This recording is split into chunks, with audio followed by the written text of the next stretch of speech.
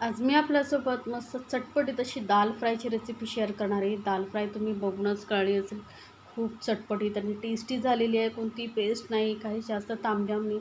झटपट होणारी आणि जबरदस्त टेस्टी अशी आपण ही दाल फ्राय बनवणार आहोत. नेहमी नेहमी तेच तेच वरण आमटी खाऊन जर कंटाळा आला असेल तर ही एकदा दाल फ्राय नक्की बनवून पहा. खरंच जबरदस्त टेस्टी लागते. गरम गरम राईस आणि ही दाल फ्राय, बस बाकी काहीच नको. दम खाणारे बोटं चाटत राहतील. तर त्यासाठी इथे बघा मी घेतलेली आहे डाळ. तर इथे ना मी 3 प्रकारच्या मिक्स डाळी घेतलेल्या आहेत. मुगाची, मसूरची आणि तुरीची.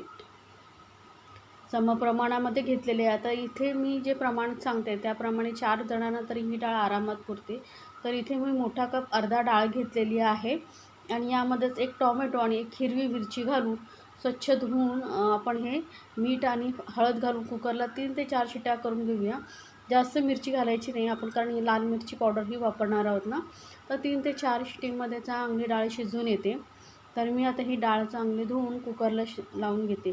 आता इथे तुम्हाला फक्त तुरीची डाळच वापरायची असेल किंवा मूग आणि मसूरची डाळच वापरायची असेल तरीही चालेल, पण मी तिन्ही डाळी वापरलेल्या आहेत. आता कुकरला मी इथे 3 शिट्या करून घेतलेल्या आहेत. कुकर थंड होतो आहे तोपर्यंत आपण काय करूया, इथे आपण पटापट दाल फ्रायला आपण फोडणी द्यायची तयारी करून घेऊया.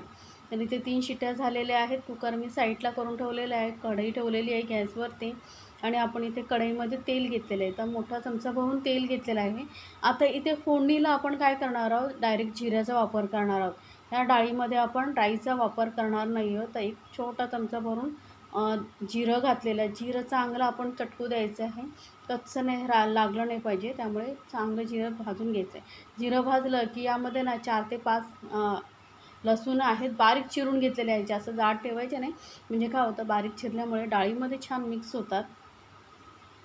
आता इथे कढीपत्त्याची पानं घालायची. 7-8 कढीपत्त्याची पानं घातलेली आहेत. चांगली अशी कढीपत्त्याची पानं तेलामध्ये फ्राय करून घ्यायची आणि एक मोठी लाल मिरची घेतलेली आहे, ती तोडून आता मी अर्धी घातलेली आहे आणि थोडी आपण नंतर वापर करणार आहोत. त्यामुळे एक मोठी घ्यायची आणि किंवा छोट्या असेल तर 2 घेतलात तरी चालेल. ही मोठी होती त्यामुळे मी एकच घेतलेली, तोडून अर्धी घातलेली, अर्धी ठेवलेली. त्यानंतर एक छोटा कांदा बारीक चिरून घेतलेला आहे. कांदा आपल्याला ना मीडियम गॅसवरती चांगला लालसर होईपर्यंत भाजायचं बरं का. इथे आपल्याला कांद्याला छान असं भाजून घ्यायचं आहे, म्हणजे त्याचा फ्लेवर खूप छान येतो डाळीमध्ये. हिंग घातलेला आहे, हिंग जरूर घाला. थोडं जरा जास्तच घाला, मस्त लागतं डाळीमध्ये या. आता हिंग, कांदा, सुकी मिरची छान असं आपण तेलामध्ये भाजून घेणार आहोत. तर बघा लाल कांदा जो आहे थोडासा असा डार्क कलर होत आलेला आहे. थोडंसं ना असं ब्राऊन कलर होईपर्यंत आपण हा भाजून घेणार आहोत. यामुळे ना डाळीमध्ये त्याचा जो सुगंध आहे, टेस्ट आहे ती छान उतरते.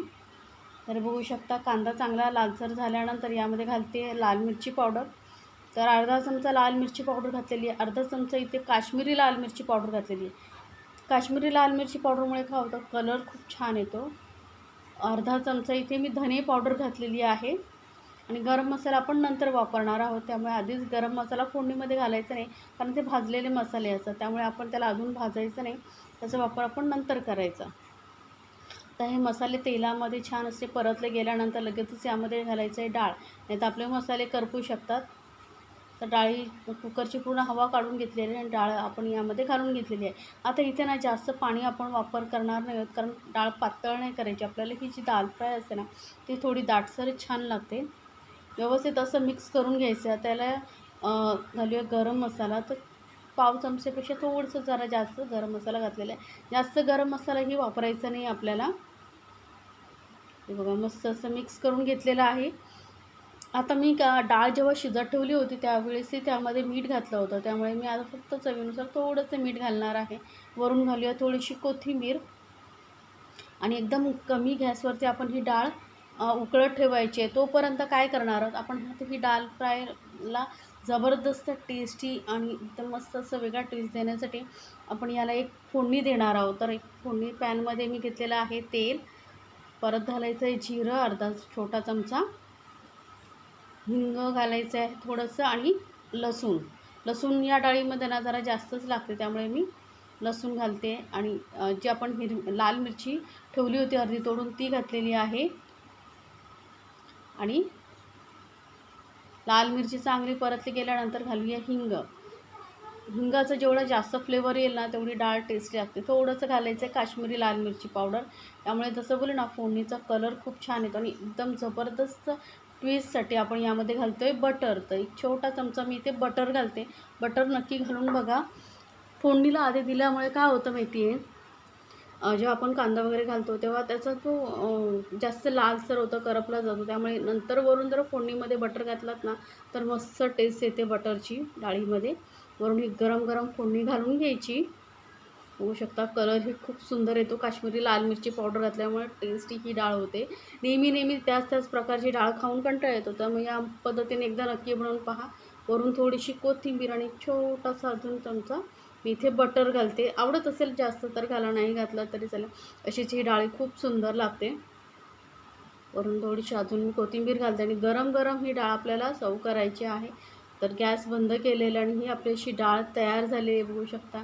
बघताच तुमच्याही तोंडाला पाणी सुटलं असेल ना तर एकदा नक्की बनवून पहा आणि मला सांगायचं आहे बरं का तुम्हाला ही डाळची रेसिपी कशी वाटली. अशा छान छान रेसिपीजसाठी आपल्या चॅनलवरती सबस्क्राईब करायचं आहे. म्हणजे काय होईल, माझ्या नवीन रेसिपीची नोटिफिकेशन लगेचच तुमच्यापर्यंत पोहोचेल. त्यासाठी तुम्हाला ते बाजूला बेल आयकॉन असतं ना त्यावरती क्लिक करा आणि ही रेसिपी नक्की बनवून पहा आणि एन्जॉय करा आपल्या फॅमिलीसोबत. गरमागरम अशी चटपटीत दाल फ्राय.